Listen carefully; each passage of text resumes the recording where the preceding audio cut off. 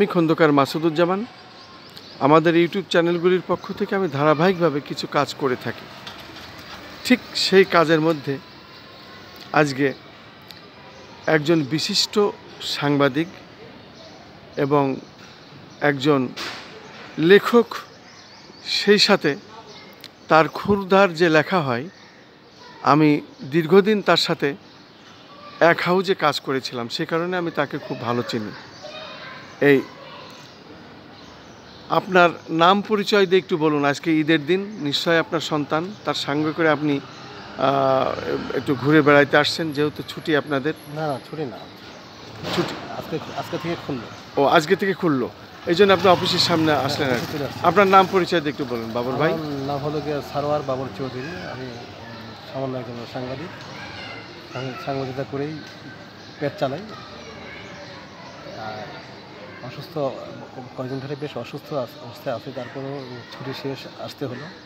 এবং আমার বাচ্চার মা গেছে তাদের বাড়িতে বেড়াতে গেছে। ওকে আবার অন্য কোথাও রাখার জায়গাও নয়, আর ও এতটা বড় হয়নি যে রাত অবধি থাকতে পারবে। সেজন্য ওকে সাথে করে নিয়ে আসার কি আবার নিয়ে যাব। সবাইকে ঈদের শুভেচ্ছা। আপনি ঈদ কেমন কাটালেন? ঈদ তো আর আগের মতো হয় না, ঈদ এখন তেমন একটা বোঝাও যায় না। এখনকার ঈদ তো আগেকার ঈদের আনন্দ পাই না। আগে যেমন ছোটো ছেলেবেলা যেমন ঈদ আসবে একটা স্বপ্ন দেখতাম, কোথাও কোথায় বেড়াবো, কাজের বাসা যাবো, চটপটি ফুচকা খাবো, কার কাছ থেকে টাকা পয়সা নেবো। হ্যাঁ, আর আমাদের সময় অবশ্য বেড়ানোর জায়গাটাও খুব কম ছিল। চিড়িয়াখানা, বোটানিক্যাল গার্ডেন, তারপরে শাহবাগ জাদুঘর, যেটা শিশু পার্ক ছিল, এখন তো শিশু পার্কটা নেই মনে হয়। তো এইগুলিই ছিল। আর আর সিনেমা দেখতাম। ওই সিনেমাটা তখন তো ছোটোবেলা সিনেমা দেখা হতো না, বড় পর্দা সিনেমা দেখতাম। ওই লুকিয়ে লুকিয়ে দেখার মধ্যে একটা আনন্দ ছিল। মনে আছে যে আমি শ্যামলীতে এবার সিনেমা দেখেছিলাম।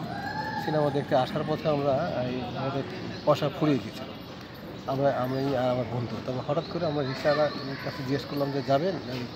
আমরা তখন এই তো ধানমন্ডি 15 নম্বরে বড় হয়েছি, ওখানে আবার জন্মের পর থেকে আমাদের বড় হয়, লেখাপড়া সব কিছু এখানে।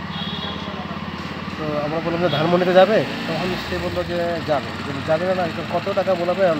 এমন সময় আমার পাশের ছেলেটা ফট করে থাপড় দিয়ে, এই রিক্সার মধ্যে থাপড় দিয়ে, সিটে একটা থাপড় দিল, উঠো, যাই লাগে দিচ্ছি।